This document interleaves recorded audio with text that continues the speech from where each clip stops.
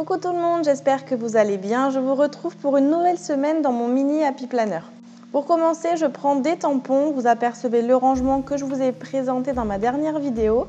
Et donc je vais venir tamponner des fleurs un peu partout sur ma page pour faire ma décoration.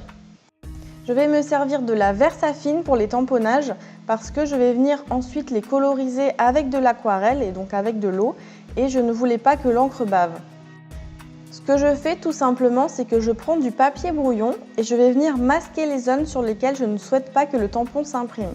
Et donc je vais procéder ainsi pour faire toute la décoration de ma double page avec mes tampons.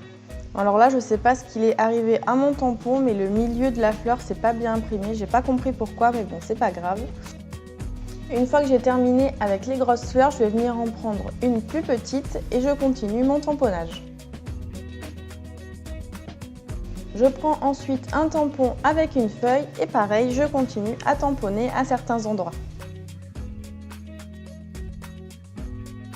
Une fois que mes tamponnages sont terminés, je viens prendre ces pastels aquarellables de la marque Caran d'Ache.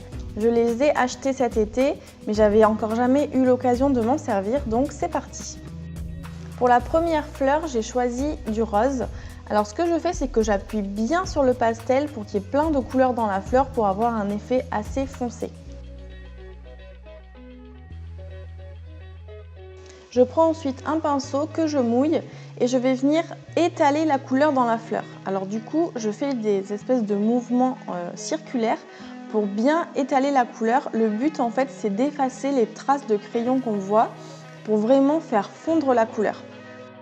Alors je tiens à préciser que je ne suis pas du tout une pro de l'aquarelle, je suis une totale débutante. Ma technique n'est certainement pas la meilleure, mais personnellement c'est comme ça que j'ai fait pour décorer mon planeur.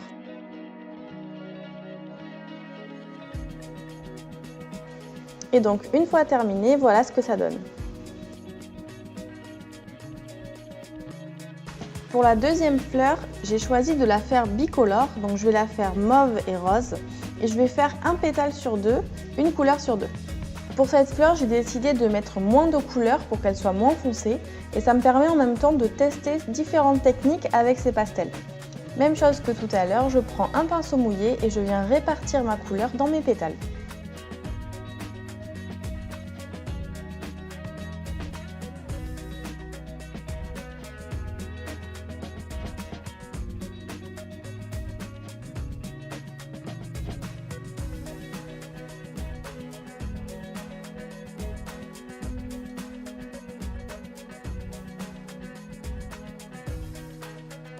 Les deux pétales roses qui sont à gauche étaient un peu clairs, donc je suis venue rajouter une petite touche de pastel et je vais à nouveau faire fondre ma couleur.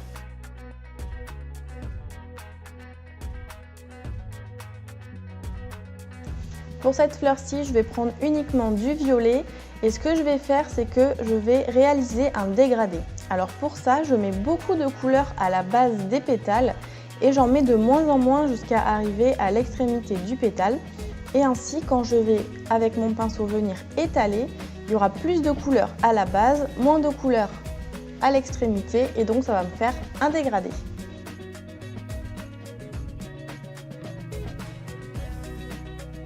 Pour parfaire le dégradé, ce que je fais, c'est qu'une fois que j'ai terminé de coloriser mon pétale, je ramène la goutte d'eau à la base du pétale pour que vraiment la partie concentrée la plus foncée avec le plus de couleurs se retrouve bien à la base.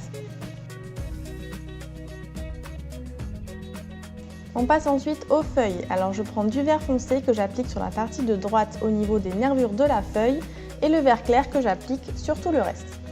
Et de même, avec mon pinceau, je vais venir faire fondre les couleurs ensemble.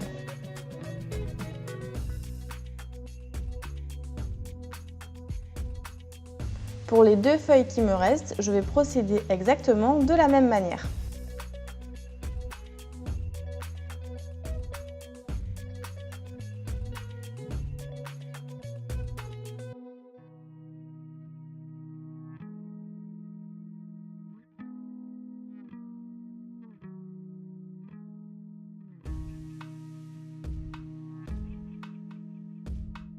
On passe ensuite aux dernières fleurs qui nous restent. Je vais réaliser un dégradé violet et bleu. Alors pour cela, j'applique au centre de la fleur du violet, aux extrémités des pétales du bleu Et je vais venir faire fondre mes couleurs. Je fais d'abord fondre le violet, ensuite le bleu. Et pour terminer, je vais venir mélanger les couleurs entre elles au niveau de la jointure de celle-ci. Je trouve que le résultat est vraiment super joli. Pour la deuxième fleur, je procède exactement avec la même technique, sauf que j'inverse les couleurs. Je mets le bleu au centre et le violet aux extrémités des pétales.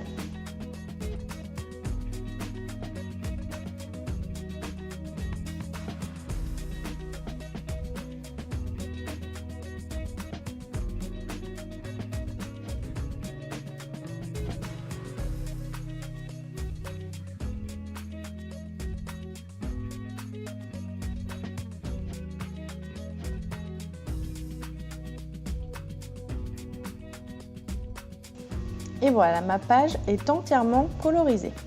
Je vais continuer ma décoration avec du masking tape vert uni que je viens disposer tout autour de ma page. Ce vert est vraiment très sympa et je trouvais qu'il allait parfaitement bien avec les couleurs des feuilles. Alors pour celles qui me le demanderaient, sachez que rien n'a transpercé ma page, que ce soit le tamponnage ou la colorisation à l'aquarelle. En revanche, c'est pour ça que j'ai utilisé les pastels. C'est parce que j'ai pas besoin de mettre non plus énormément d'eau pour faire fondre les couleurs, sachant que je pense qu'avec de l'aquarelle classique, sachant qu'on met beaucoup plus d'eau, ça aurait largement transpercé les pages. De même, étant donné que le papier du planeur n'est pas un papier adapté à l'aquarelle, je pense que les résultats seraient largement meilleurs sur du papier du coup aquarellable.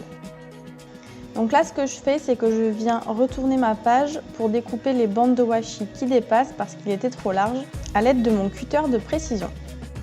Bon là, j'ai fait une grosse erreur, j'ai complètement oublié de fermer mon encre et du coup, j'ai posé ma page dessus, ça en a mis partout, c'est vraiment n'importe quoi. Donc là, sur le côté de la fleur, je viens juste mettre un petit peu de blanco pour essayer de rattraper à minima le coup. Mais pour derrière, je pense que la semaine prochaine, je prendrai une autre double page parce qu'il y a vraiment trop de traces et ça va être compliqué de les masquer. Alors sinon, pour en revenir à ma page, je suis en train de tracer au crayon à papier les jours que je vais ensuite venir repasser avec un feutre.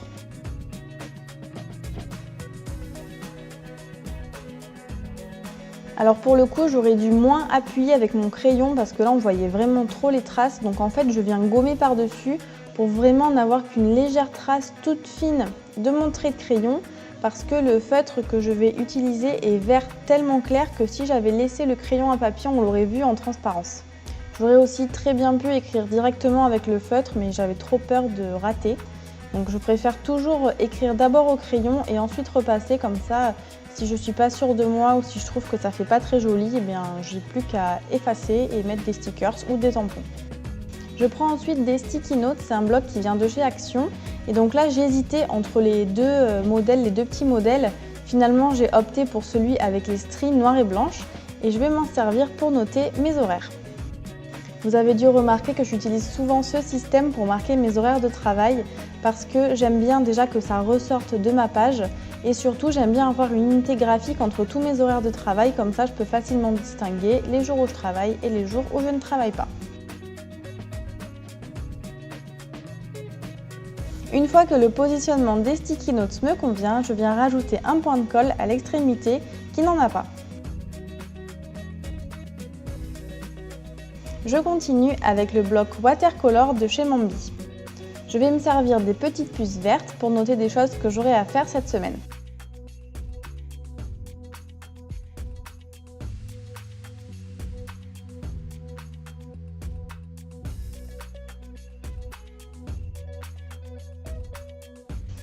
Je prends ensuite cette planche, je ne sais plus de quelle marque elle est, je crois que c'est de chez Mambi mais j'ai un doute.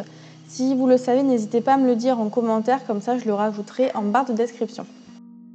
Pour cette planche-ci, elle vient de chez Mambi, c'est sûr et certain. Je prends ce stickers vert, j'aimais beaucoup la citation et la couleur, elle est parfaitement dans le thème de ma page. Je reprends mon bloc aquarelle de chez Mambi et je viens sélectionner une checklist verte. Alors malheureusement, elles sont trop grandes pour les mini happy planners, donc je suis obligée de la recouper. Et je vais la coller à cet endroit parce que j'aurai très certainement des choses à rajouter ou à noter au cours de la semaine. Je prends ensuite mon marqueur Wink of Stella et je vais venir ajouter des paillettes sur toutes mes fleurs pour leur donner un petit côté brillant. Ces marqueurs sont vraiment super bien. Ils rajoutent un effet paillettes, mais ce sont des paillettes hyper fines, c'est très léger. Ça donne un petit côté nacré, c'est vraiment super joli, j'adore m'en servir. Ça donne un petit effet, un petit côté peps en plus. Je passe ensuite à la perforation de mes pages pour perforer par-dessus le washi que j'y ai mis.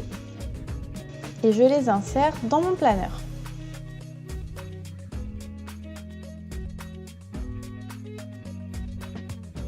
Comme d'habitude, je termine en ajoutant un paperclip, donc j'en ai pris un vert forcément avec une fleur, c'était parfaitement dans le thème et ma page est terminée. J'ai décidé de vous faire quelques photos supplémentaires pour que vous puissiez voir d'un peu plus près ce que ça donne. Si cette vidéo Plan With Me vous a plu, n'hésitez pas à vous abonner et à me laisser un petit pouce bleu. Vous pouvez aussi me rejoindre sur Instagram où je poste les photos de l'ensemble de mes créations. Le lien est en barre d'infos. J'espère que cette nouvelle vidéo Plan With Me vous aura plu et je vous dis à très bientôt. Bye bye!